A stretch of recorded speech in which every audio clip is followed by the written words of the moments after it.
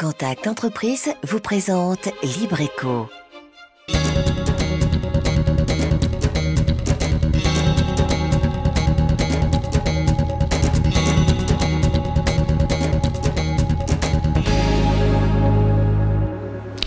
Salut à tous, c'est Libreco. Comme chaque mercredi, on se retrouve pour découvrir une entreprise de Lille, aller à la rencontre de ceux et celles qui la font vivre. Voici donc le sommaire de ce soir. En pleine explosion du marché de la lunette, un opticien tire son épingle du jeu. Alexandre se consacre à ses clients dans une ambiance feutrée différente de celle que l'on voit habituellement. Nous le verrons. Son savoir-faire, Alexandre a décidé de le remettre au goût du jour. Sa vision, l'opticien doit être plus proche du professionnel de santé que du commerçant. Et puis nous partirons à la découverte d'un restaurant un peu spécial. Depuis 3 ans, José et Joyce font la part belle à une gastronomie entièrement végétalienne, sans oublier nos chiffres et données économiques de Lille. Vous êtes prêts? Nous aussi. Libreco, c'est parti. Le secteur de la lunette explose en quelques années. Les opticiens se sont multipliés sur le territoire martiniquais. De quoi saturer le marché? Pas sûr. Alexandre, un opticien indépendant, vient d'ouvrir ses portes. Son innovation, proposer une alternative au concept d'enseigne. Anne-Sophie Bélanger avec François Brigitte et Olivier Osier-Lafontaine.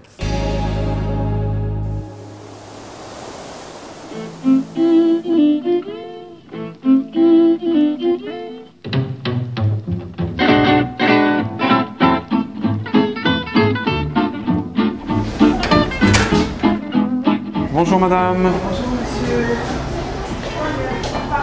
Je voudrais un conseil parce que j'ai toujours porté des lunettes et maintenant Oui. je veux quelque chose de plus léger, de plus aérien et je voudrais changer mon visage. Oui, c'est facile, venez, suivez-moi. Il y a quelques années, acheter une paire de lunettes, c'était nécessaire. Aujourd'hui, c'est devenu un accessoire de mode à part entière et ça exige bien une expérience de visagiste. On va prendre une monture avec une légère courbe qui va reprendre la forme de l'arcade. La hauteur de la lunette va descendre jusqu'aux pommettes sans qu'il y ait de point de contact et les branches vont être dans le prolongement de la tempe. Le sur-mesure, un concept qui dépasse ici l'esthétisme. Chez Alexandre, l'opticien passe à la loupe, plusieurs points, 5 contre 2 chez un opticien traditionnel. Là, je vais prendre 3 autres mesures qui vont permettre de personnaliser davantage le verre. Notamment la distance du verre à l'œil qui sera communiquée à mon fabricant. L'objectif, personnaliser au maximum les verres et les montures, une technique qui permettrait de gagner jusqu'à 30% sur le champ de vision. Geneviève porte des verres progressifs depuis plus de 10 ans. Elle n'a jamais pu s'y habituer jusqu'à aujourd'hui. Je les ai mises, c'est comme si j'avais plus de lunettes. Je vois excessivement bien, aussi bien de loin que de près, c'est formidable.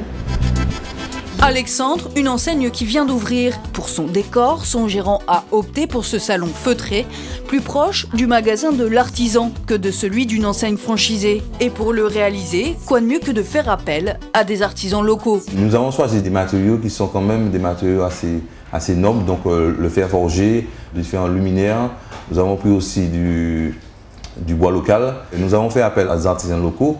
Donc moi je pense que c'est vraiment un sujet, un projet pile. Une stratégie pour se différencier sur un marché de plus en plus concurrentiel. Aujourd'hui, le nombre d'opticiens explose en Martinique, dont la plupart sont sous enseigne. Des franchisés qui se livrent une véritable guerre des prix. Impossible pour les indépendants de rivaliser avec ces nouveaux discounters de la lunetterie. Mais de quoi signer leur arrêt de mort? Pas sûr. Par exemple, Hervé Louis-Joseph est à la tête de 3 magasins, dont 2 franchisés. Mais le petit dernier, ouvert il y a quelques mois, est pourtant indépendant. On a une liberté un petit peu plus grande, dans le sens où on a un choix beaucoup plus large concernant le choix des montures, concernant la gamme des produits. Une liberté qu'Alexandre a décidé de pousser à l'extrême. Ici, ce n'est pas sur le volume des ventes qu'on compte se démarquer, mais sur la valeur ajoutée d'une prestation. Les montures sont issues des maisons renommées de la lunetterie parisienne et londonienne. Des produits absents des rayons des discounters et pourtant avec des prix qui défient toute concurrence. Mais pour y parvenir, les marges, les postes financiers sont ici réduits tout en comptant sur un nombre très limité de clients et donc de son chiffre d'affaires. Un client, je peux rester avec lui entre une demi-heure et 1 heure, voire peut-être 1 heure et demie. Donc mon prévisionnel de 50 personnes par mois, de toute façon, c'est limité par les heures d'ouverture de la boutique. Je suis sur un autre créneau et je pense même qu'il y a encore largement de quoi faire pour d'autres franchises qui voudraient s'installer à la Martinique. Bref, avec une telle philosophie, difficile d'entrer en bourse demain. Pourtant, cette enseigne n'en a pas moins un mérite, substitué à la course effrénée à la rentabilité, une démarche de qualité. Quelques jours après son ouverture, il rencontre déjà un franc succès. Peut-être une preuve qu'à défaut d'être encore à portée de main, l'objectif reste malgré tout à portée de vue. Et pour continuer dans les jeux de mots, je dirais, c'est ce que nous allons voir tout de suite avec Alexandre Lecomte. Bonsoir. Bonsoir. Alors, vous êtes à la tête donc de cette entreprise. Hein, ça n'a pas été très compliqué pour trouver le nom. L'Opticien, on l'a vu dans le reportage. Alors, vous avez été vous-même, hein, je crois, à la tête d'un magasin franchisé pendant plusieurs années, c'est bien ça. Oui. Vous avez pourtant choisi d'ouvrir donc une enseigne indépendante. Qu'est-ce que cela offre comme avantage? On est beaucoup plus proche du client. Le produit est personnalisé, individualisé. On arrive finalement à une qualité optique pour le porteur qui correspond à ses besoins. C'est ça, puisqu'on a vu, vous prenez le temps, hein, les gens s'installent, vous les conseillez. Alors, le magasin est implanté donc à la rue Schellcher, le Fort-de-France, c'est bien ça, hein, qui compte déjà plus de 7 enseignes différentes. Comment faire sa place hein, dans cette myriade d'opticiens? Le concept est différent. Ah oui, totalement différent, on l'a vu. Hein, aujourd'hui, pour acheter une lunette, vous allez avec votre ordonnance dans un magasin et vous êtes confronté à un choix de monture et vous pouvez errer seul dans le magasin. Moi, le conseil est beaucoup plus individualisé. Vous ne choisissez pas la lunette tout seul. Avant, il y a une étude du visage, il y a une étude de cas. Donc, m'installer dans une rue où il y a cette enseigne, c'est pas très grave en soi. C'est juste proposer un produit différent aux personnes qui sont habituées à venir choisir leurs lunettes. Alors, vous êtes a priori hein, l'un des seuls à proposer ce service, un service vraiment personnalisé. Quels sont les avantages pour le client? Moi, ce qui m'a frappé dans ce reportage, c'est qu'à un moment, vous fermez la porte carrément à clé, quoi. Hein, vraiment, vous êtes avec un client, vous vous occupez de lui. Quels sont les avantages justement pour ce client? Je viens chez vous, pendant une demi-heure, il n'y a plus de place pour personne d'autre en fait. Le choix d'une lunette, c'est quelque chose qui demande du temps. Vous ne pouvez pas acheter une lunette comme vous achetez un t-shirt, par exemple. J'ai besoin de sérénité, de calme pour vous transmettre mon savoir. Donc, je reçois la personne sur rendez-vous, si possible. En fait, vous fonctionnez a priori comme un ophtalmo, pour rester dans ce domaine, sur rendez-vous notamment, mais pas seulement, je crois. Aujourd'hui, je peux recevoir les personnes, les tout-venants curieux qui veulent avoir un devis. J'espère que demain, il y aura beaucoup de rendez-vous. Ça permet à la personne de ne pas perdre de temps, que la vente ne soit pas interrompue en permanence par du passage dans le magasin. Et encore une fois, pour individualiser la prestation. Mais le fait justement d'offrir ce service individualisé, comme vous dites à un client, qu'est-ce que ça va m'offrir comme différence par rapport à d'autres qui iront dans d'autres magasins? Est-ce que j'aurai des montures exclusives, uniques? Qu'est-ce que ça va m'offrir, enfin en tant que client, comme particularité, dirons-nous? Votre lunette sera parfaitement adaptée à votre visage, puisque dans un premier temps, nous allons tirer les traits du visage pour savoir quelle est la forme la plus adaptée. En parallèle, il faut anticiper les besoins visuels. Le champ visuel, c'est quelque chose qui s'appréhende en fonction de l'usage que vous allez faire de la lunette. Et il faut réunir tous ces éléments pour que la lunette soit parfaitement adaptée à votre visage. Mais ça, excusez-moi, ça n'a rien à voir avec le travail que l'on fait chez l'ophtalmologiste, en fait, parce que quand on va chez l'ophtalmo, il prend des mesures, il regarde le niveau de la vue, etc. Il vérifie s'il y a une amétropie, c'est-à-dire s'il y a un problème visuel. Est-ce que la vision est floue au loin, est-ce que la vision est floue de près? Il rédige une ordonnance, il vérifie que l'organe, l'œil, est en bon état, et après vous allez visiter l'opticien qui lui, en fonction de vos besoins et en fonction de l'ordonnance, va choisir une monture et un type de verre. C'est très important de choisir le bon verre en fonction des besoins.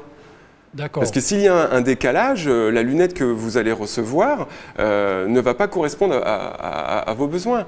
Le choix d'une lunette, c'est quelque chose qui s'est perdu un petit peu. Quand vous allez dans les grands magasins, vous allez acheter un article, vous allez acheter un accessoire. Vous n'allez pas acheter une lunette. Parce que de toute façon, vous n'êtes pas reçu avec, dans les conditions idéales pour acheter une lunette. Alors qu'effectivement, les lunettes, c'est quelque chose que l'on porte tout le temps. C'est quelque chose qui est presque précieux, à la limite. Ça va au-delà, parce qu'on touche au visage, donc on touche à l'aspect visuel, on touche à son physique, mais en plus, c'est du paramédical. Une lunette, c'est aussi pour corriger un défaut visuel. C'est très important. C'est très important. Alors, j'aimerais avoir votre regard sur une question de manière générale. Quelles sont les grandes mutations qu'a subi le marché de l'optique pour nous amener au développement tout azimut du nombre d'opticiens? Parce qu'il y en a partout aujourd'hui, finalement. Alors, aujourd'hui, le diplôme d'opticien est sanctionné par un BTS. C'est un très bon niveau de qualification, le BTS. Maintenant, ce BTS fabrique des opticiens dans un nombre qui est, à mon goût, beaucoup trop important. Il y a à peu près 2000 opticiens qui sont fabriqués par année. L'école et le savoir que j'ai reçu formaient 25 opticiens par an. Donc il y a une différence de connaissances qui n'est pas du tout la même. Pour ouvrir une boutique, un investisseur, et c'est ce qui se passe aujourd'hui dans le monde des franchisés, vous avez des investisseurs qui ouvrent des magasins et par rapport aux normes sécurité sociale, il faut un opticien dans le magasin. Donc dans une équipe de 10 personnes, donc comme il y a habituellement dans les magasins, vous avez un opticien et 9, 8, une dizaine de vendeurs. Donc vous avez 10% de chance d'être reçu par un professionnel qui va pouvoir anticiper vos besoins visuels. L'émergence de tous ces magasins, en fait, c'est dû à ce nombre d'opticiens qui explose par année civile, le nombre de diplômés, et des investisseurs qui sont derrière et qui ouvrent des magasins. On est très très loin du métier d'opticien, artisan, lunetier, du commerce de proximité et commerce, je préfère employer le terme d'artisan.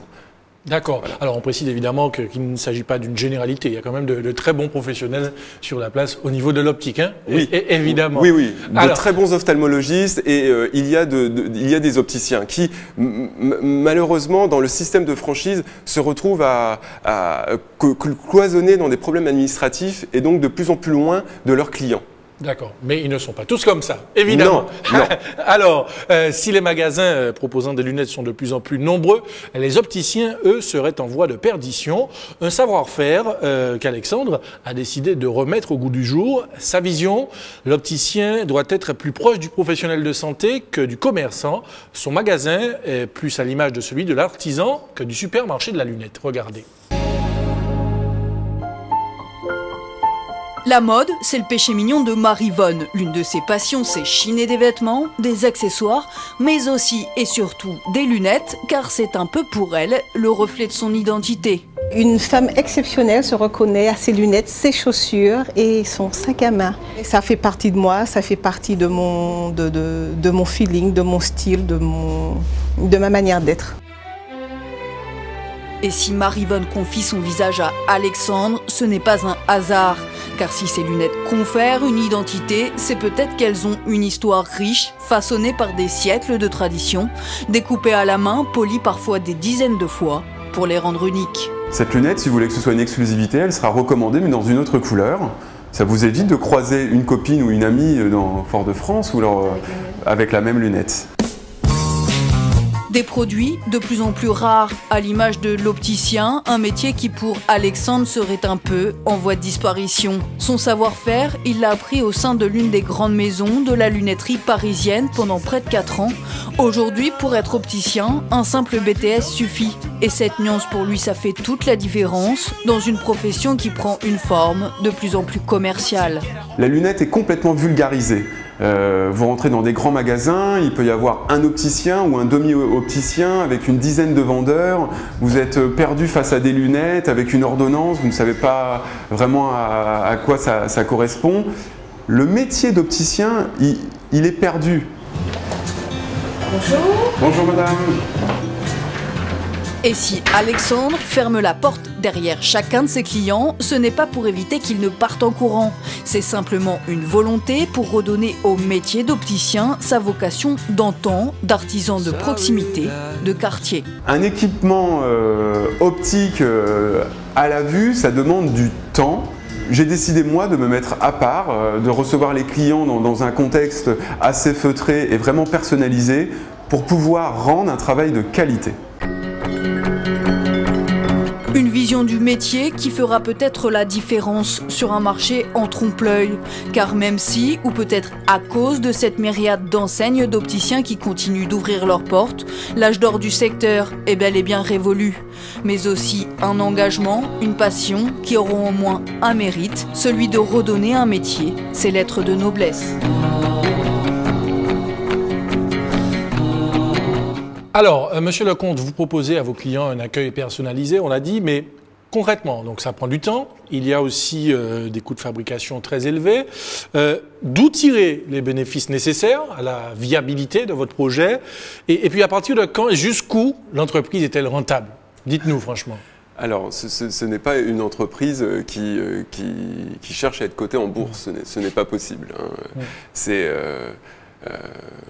un métier d'artisan, c'est créer déjà son propre emploi et en vivre, c'est déjà bien. Donc au niveau des bénéfices, comment vous pouvez assurer la rentabilité de votre entreprise? Parce que vous disiez dans un précédent reportage, le nombre de vos clients est limité. Vous disiez à peu près 50 par mois. Le nombre d'ouvertures de la boutique, je peux recevoir les personnes qu'une à la fois. Donc, ouais, mais comment vous allez assurer la pérennité, la rentabilité de votre entreprise? Parce que l'objectif premier d'une entreprise, c'est quand même de survivre. Tout à fait. Et dans un deuxième temps, assurer les bénéfices. Je m'adresse à toutes les personnes qui ont déjà eu un problème avec leurs lunettes, qui veulent goûter au vrai métier d'artisan, qui viennent me voir. Si mon prévisionnel a été travaillé au plus près pour que ces produits de très haute qualité reviennent aux clients à des prix honnêtes. Si j'ai assez de personnes, je devrais pouvoir certainement continuer à vivre de ma passion, de mon métier. Oui, parce que c'est une entreprise toute récente, je crois qu'elle a 6 mois, c'est ça? Oh, même pas. Ah, d'accord. Voilà, la création de la société, oui, mais après l'ouverture et la mise en place, la boutique a à peine 2 mois. Alors, un mot encore, le marché de la lunette n'a cessé d'exploser au cours des 20 dernières années. Alors, malgré leur coût très élevé, ces produits connaissent une demande de plus en plus croissante. Comment est-ce que vous anticipez les prochaines années? Alors, j'espère qu'il y aura de la place pour des opticiens artisans comme moi. La mutation, elle est loin d'être terminée, la mutation de notre profession. Par exemple, aujourd'hui, ces lentilles, il vaut mieux les acheter sur Internet. Demain, les lunettes, elles seront certainement aussi achetées via le net. Maintenant, on sera sur un produit qui ne sera pas du tout personnalisé, qui va correspondre à une attente d'une certaine clientèle. C'est l'avenir selon vous, d'autant plus que dans le contexte économique actuel, on risque de voir les cotisations de l'assurance maladie et des mutuelles augmenter. Vous pensez que c'est vers cette voie qu'on ira, de nouveaux marchés qui vont apparaître? Peut-être que la fiction, la réalité va attraper la fiction. Il y aura peut-être une grève des cornets. Je ne sais pas. Aujourd'hui, il y a de la place pour des indépendants, pour des franchises. L'avenir, c'est à nous, aux opticiens traditionnels qui ont reçu une véritable formation, de faire comprendre qu'on a besoin d'un contact humain pour répondre aux besoins du futur porteur de lunettes. En tout cas, c'est le message que vous n'avez cessé de faire passer dans notre émission et je crois qu'il sera véhiculé. Alors, vous restez avec nous, on va vous retrouver dans un instant. Tout de suite, le chiffre de la semaine avec le chômage qui concerne désormais 200 millions de personnes à l'échelle planétaire. Voici les détails et les analyses. Sur le front de l'emploi, la crise continue de faire des ravages. Le chômage atteint en 2012 un niveau record. C'est la 3e année consécutive où les chiffres s'envolent. Près de 6,3% de chômeurs sur la planète. Malgré la reprise, il reste toujours 27 millions de chômeurs de plus qu'au début de la crise en 2008. Et en première ligne, ce sont les jeunes. 74 millions de 15 à 24 ans étaient sans emploi en 2011, soit une hausse de 4 millions depuis 2007. Et les pronostics sur l'avenir restent très alarmants. En effet, le problème serait que les économies ne génèrent pas suffisamment d'emplois. Au cours des 10 prochaines années, par exemple, ce sont 600 millions d'emplois supplémentaires qui devront être créés. Une nécessité pour absorber l'accroissement annuel de la main-d'œuvre, estimé à 40 millions de personnes par an. Mais c'est malheureusement un autre scénario qui se dessine à l'horizon. La croissance mondiale devrait ralentir, l'investissement décliner et les plans de relance se raréfier. En effet, difficile de conjuguer la crise des dettes souveraines et les plans de relance des États, la dette qui limite les marges de manœuvre budgétaires et donc leur soutien à l'emploi. Et l'on poursuit ce magazine Libreco. On va tout de suite partir à la découverte d'un restaurant un peu spécial.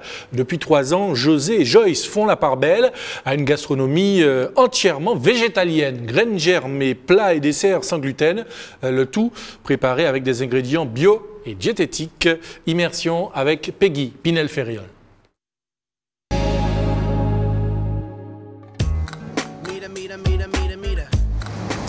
Bonjour, ça va? Oui, ça va. Oui, très bien. Alors déjà là, c'est les pommes. Hein, oui. C'est les pommes. 8h30, Joyce Lalanne se rend dans une épicerie de Lille spécialisée dans le bio. Parallèlement à l'approvisionnement auprès des producteurs locaux, elle s'y fournit chaque semaine pour les produits frais et tous les 15 jours pour les produits secs. Une heure plus tard, alors que les courses sont déchargées, les préparations se multiplient déjà en cuisine. Gratin, gâteau ou encore fond de tarte à partir de fruits à pain, le légume pays et ses propriétés sont largement déclinés.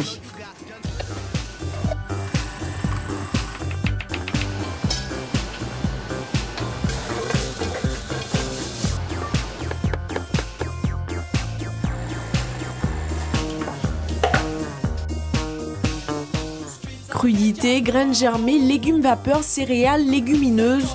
Au total, 5 mets différents, exclusivement végétaliens, c'est-à-dire sans chair animale ni aucun de ses dérivés, sont servis chaque jour. Pour que chaque céréale, chaque légume, il puisse emmener les propriétés qu'il faut au corps, les vitamines qu'il faut et les calories qu'il faut. En salle aussi, les préparatifs vont bon train. Le restaurant en est à sa 3e année d'existence. Soucieux des besoins des personnes diabétiques et allergiques, chaque jour, des plats différents et variés sont servis à des prix entre 8,50 € et 15,80 €. C'est comme ça que nous alimentons aussi nos enfants et puis c'est une manière de vivre et que ça s'est poursuivi dans notre façon de travailler. Midi, les premiers clients arrivent. Au menu du jour, graines germées de radis et brocolis, protéines aux champignons, milles aux poireaux et bien plus encore pour une assiette bien garnie. On a l'impression que l'assiette est chargée, mais ça se laisse manger. Même si on vient tous les jours, on a toujours des goûts qui sont un petit peu originaux aussi.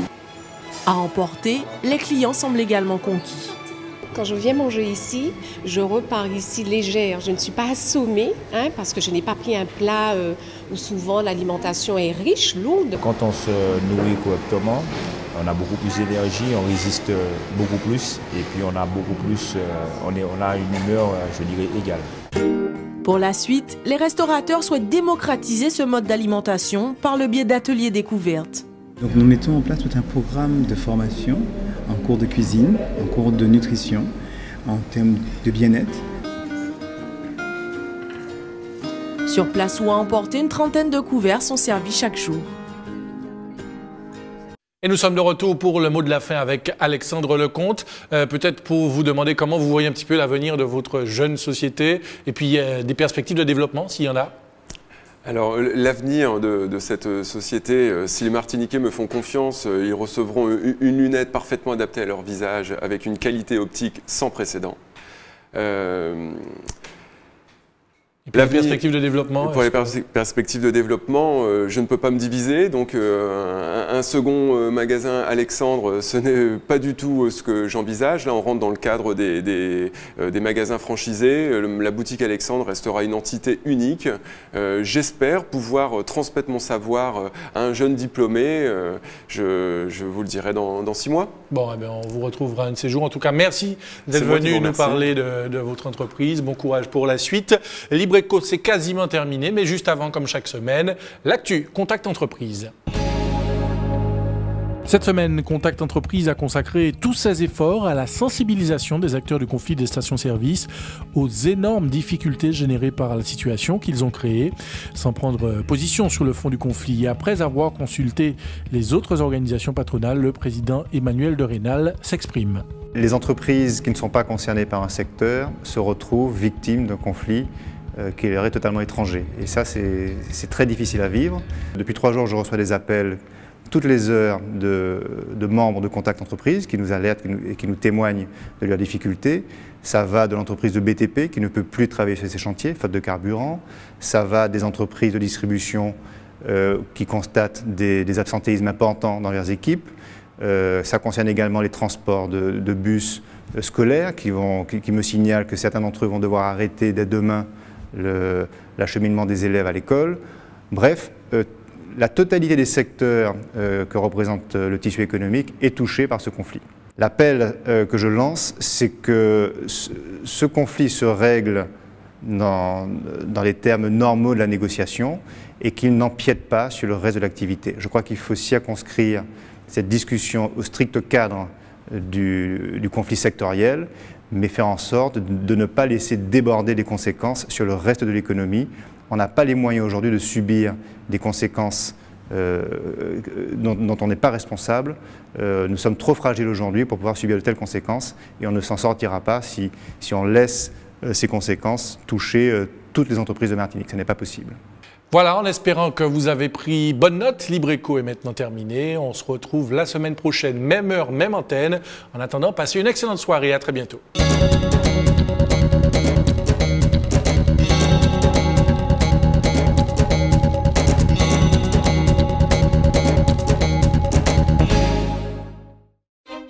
Contact Entreprise vous a présenté Libreco. Retrouvez cette émission dès maintenant et pendant 7 jours sur atv.mq.